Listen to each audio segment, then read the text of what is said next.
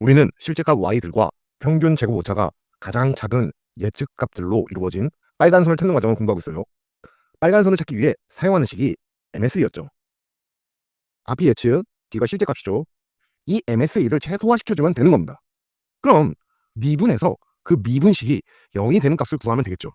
그래서 다이렉트 솔루션으로 미분에서 W를 바로 이렇게 구했었습니다. 그런데 이 식에 문제가 있었죠. 역행렬 계산 때문에 데이터의 특성이 많아질수록 컴퓨팅 비용이 엄청 커진다는 거였죠. 그리고 뒤에 세제곱이요. 그래서 코드의 선형외기 알고리즘은 그레디언트 디센트를 사용합니다. 경사하강법이요. 경사하강법의 깊은 이해를 위해 지난 시간에 그레디언트에 대해서 깊이 공부했습니다. 그레디언트는 다변수 함수에서 정의되는 가장 가파른 방향을 가리키는 벡터라고 공부했어요. 왜 가장 가파른 방향을 가리키는지도 공부했죠. 지난 시간에는 우리 그레디언트를 x에 대한 식으로 설명했어요. 스칼라 함수 f of x를 벡터로 미분해주면은 그레디언트가 된다고요. 이게 D차원의 편미분이라고 설명드렸어요. 그럼 이제 W에 대한 식으로 한번 볼게요. L of W, 손실함수는 W에 대한 스칼라 함수입니다. 모든 데이터 포인트의 오차 제곱을 평균의 숫자잖아요. 숫자. 이 L of W를 W 벡터로 미분해주면 뭐예요? 가로로 편미분한 식들을 쭉 써주니까 그레디언트입니다. 그러면 나부라 L of W는 그레디언트니까 손실함수 L of W가 가장 가파르게 올라가는 방향을 가리키는 벡터라고 할 수 있습니다. 다음 등고까지 가장 빠르게 올라가는 길을 알고 있는 벡터라는 겁니다. 정리가 되시나요? 그래서 반대로 내려가면 가장 빠르게 내려가는 길인 겁니다. 이렇게 그레디언트를 따라 디센트하는 최적화 방법을 경사하강법이라고 합니다. 경사하강법을 공부하기 전에 옵티마이제이션을 먼저 볼게요. 왜냐고요? 우리는 손실함수를 최소화하는 가중치 W를 찾는 최적화 문제를 풀고 있기 때문입니다. 이 최적화 문제를 해결하기 위한 한 가지 방법으로 다이렉트 솔루션을 공부했던 거죠. 그리고 경사하강법의 기초적인 개념도 방금 확인했어요. 그래서 본격적으로 경사하강법의 알고리즘을 공부하기 전에 상위 개념인 최적화 먼저 보고 가도록 하겠습니다. 최적화는 머신러닝뿐만 아니라 경제학, 제조, 물류 등에서 활용하고 있는 이론입니다. AI 대학원에서도 따로 과목이 있을 정도로 양이 아주 많아요. 하지만 우리는 최적화 중에서 우리가 지금 하고 있는 부분에 관계된 것만 다룰 예정입니다. 아래 링크 머신러닝 강의 내용 첨부했으니까 더 깊이 공부하실 분은 아래 사이트 첨부하셔서 더 공부하시면 좋을 것 같습니다. 자, 가보겠습니다. 옵티마이제이션, 최적화에는 세 가지 중요한 요소가 있습니다. 첫 번째, objective 펑션, 목적 함수. 두 번째, decision variable, 결정 변수. 세 번째는 constraint, 제약 조건입니다. 우리 제약 조건 빼고는 이미 봤어요. 첫 번째, 목적 함수는 뭐였죠? MSE, 로스 펑션이죠. 손실함수요. 우리가 최소화시키고 싶은 함수입니다. 두 번째, 결정 변수는 우리의 미지수 W 벡터였습니다. W 벡터는 미분을 활용해 다이렉트 솔루션으로 구할 수 있었고요. 손실함수를 W 벡터로 미분한 그레디언트를 하강해서 구할 수도 있었죠. 마지막 세 번째는 제약 조건인데 이건 다루지 않았어요. 예시를 한번 볼게요. WJ에 대해 모든 WJ가 0보다 크다. W의 모든 요소가 0보다 크다고 제약 조건을 건 거죠. 상향하기 모델에서 모든 인풋과 아웃풋 간의 관계, 즉 X와 Y의 관계가 양의 관계만 있다고 제약 조건을 주는 겁니다. 비즈니스 요구사항이 있을 때 이런 제약 조건을 걸 수 있겠죠. 예를 들면 집값에 영향을 미치는 요소 중 양의 관계가 있는 특징들과 집값과의 관계를 보고 싶을 수도 있잖아요. 이럴 때 제약 조건을 줄 수 있죠. 이 옵티마이제이션 식을 보니까 미니마이즈만 있네요. 정말 미니마이즈만 있냐? 아니다. 목적 함수에 마이너스 하면은 맥스마이즈 하면 됩니다. 수학적 말장난 같은 겁니다. 같은 얘기잖아요.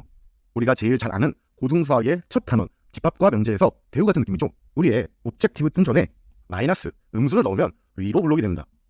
L 오메가는 오메가의 함수인데 제곱하니까 최고차항의 개수 xi가 제곱되니까 결국 플러스 양수다. 최고차항의 개수가 양수면 아래로 블록이다. 그런데 앞에 음수 붙이면 위로 블록된다. 위로 블록되면 맥스마이즈 해야 기울기가 평평한 대로 가잖아요. 이 얘기입니다. 다음은 컨벡스 펑션과 컨벡스 셋 보겠습니다. 컨벡스는 블록하다는 겁니다. 그 중에서도 아래로 블록, 위로 블록은 컨케이브라고 합니다. 먼저 빨간색 EX 볼게요. 2와 6 가운데 쓰인 4를 구하려면 어떻게 해야 되죠? 2에다가 0.5 곱하고 6에다가 0.5 곱하고 그러면은 1 더하기 3에서 4가 나오죠. 그럼 이쪽에 좀 가중치를 주고 싶다. 그러면 어떻게 해야 돼요? 2에다가 0.6 곱하고 6에다가 0.4 곱하고 그러면은 2, 6, 12, 4, 3.6이 나오죠. 우리가 어떤 두 수 사이의 수를 원할 때 값이 0에서 1 사이인 세타를 한 수에 곱하면 다른 수에는 1-세타를 곱하면 된다는 얘기입니다. 이걸 인터폴레이션, 내삽이라고 합니다.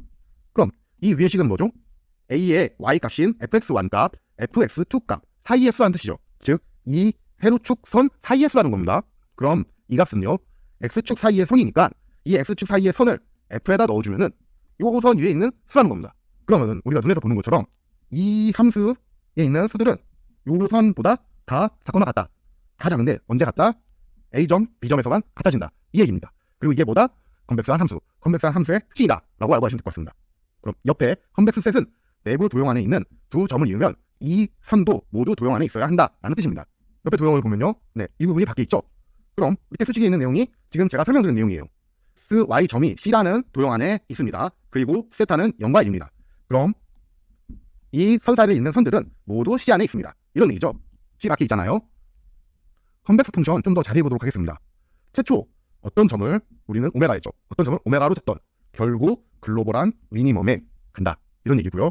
그런데 논 컨벡스 펑션이라면요, 재수없게 이 점에서 시작하면 어떻게 되죠? 일로 가죠. 로컬 미니멈에 빠집니다. 이걸 해결하기 위해서 오메가에 대한 초기화를 랜덤하게 여러 번 해서 해결할 수 있겠죠. 이쪽에서 시작하고 이쪽에서 시작하고 이러면 의미 없었던 거죠. 하지만 이쪽에서 시작하거나 이쪽에서 시작하면은 우리가 결국은 글로벌 미니멈에 갈 수 있다. 그리고 제일 작은 수고르면 되는 거잖아요. 그렇죠? 랜덤하게 여러 번 초기화하면은 한 번은 유중에서 시작할 거니까 글로벌 미니멈에 갈 수 있다는 얘기입니다.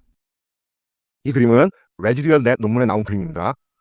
딥러닝의 손실함수는 3차원을 가볍게 넘기 때문에 표현할 수는 없지만 굳이 3차원을 표현하자면은 이렇게 무지막지하다는 겁니다. 레지듀얼 넷을 써서 평탄한 가정을 거쳐도 이렇게 되죠. 상당히 복잡하죠. 뭐 이거보다 많이 평탄해졌지만 복잡합니다. 이 그림에서 우리가 무엇을 느껴야 되느냐? 딥러닝의 최적화는 더 어려울 것 같다. 그리고 좀 더 느끼시는 분은 우리는 지금 당연히 컨벡스한 손실함수를 배우고 있는데 딥러닝에서는 현재 W 지점에서 컨벡스인지 아는 게 중요하구나. 정확히는 공률을 파악해야 되는 겁니다. 그럼 어떻게 알 수 있을까요? 헤시안으로 알 수 있어요. 벡터 미분에서 한번 언급했었죠. 스칼라를 벡터로 한 번 미분하면 그레디언트입니다. 두 번 미분하면요, 헤시안이죠. 1차원, 2차 함수에서는 두 번 미분했을 때 개수가 양수면 아래로 블록인 거 생각하세요.